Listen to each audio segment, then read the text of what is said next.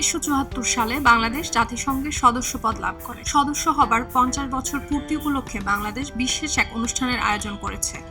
24 September সন্ধ্যায় জাতিসংঘে বাংলাদেশের স্থায়ী মিশন আয়োজিত এই অনুষ্ঠানে অন্তর্বর্তীকালীন সরকারের প্রধান উপদেষ্টা ডক্টর মোহাম্মদ ইউনূস প্রধান অতিথি হিসেবে বক্তব্য রাখবেন। জাতিসংঘে উপস্থিত সব সরকার এবং রাষ্ট্রপ্রধানকে এই অনুষ্ঠানে উপস্থিত থাকার জন্য আমন্ত্রণ জানানো হয়েছে।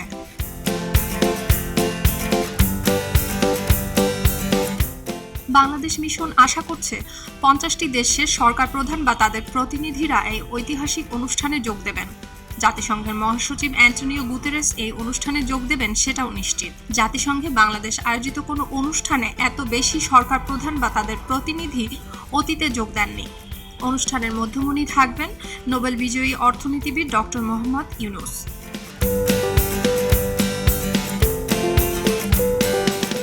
জাতিসংঘে অবস্থানকালে বিশ্বের শীর্ষ নেতাদের সঙ্গে দ্বিপাক্ষিক বৈঠক করবেন ডক্টর মোহাম্মদ ইউনূস। জাতিসংঘের সাধারণ পরিষদে 79তম অধিবেশনে যোগ দিতে 24 সেপ্টেম্বর বিকেলে নিউ ইয়র্ক যাচ্ছেন প্রধান উপদেষ্টা।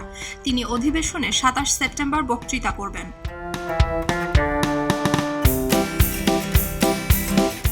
প্রধান উপদেষ্টার সফর সঙ্গী হিসেবে রয়েছেন পররাষ্ট্র উপদেষ্টা তৌহিদ হোসেন, বিদ্যুৎ, জ্বালানি এবং খনিজ সম্পদ, সড়ক পরিবহন এবং সেতু এবং রেলপথ মন্ত্রণালয়ের উপদেষ্টা মোহাম্মদ ফাউজুল কবির খান। প্রধান উপদেষ্টার সফর সঙ্গী হিসেবে রয়েছেন 20 জনের একটি প্রতিনিধি দল। বাংলাদেশের ইতিহাসে এই প্রথম এত অল্প সংখ্যক প্রতিনিধি দল নিয়ে কোনো সরকার প্রধান জাতিসংঘে যাচ্ছেন।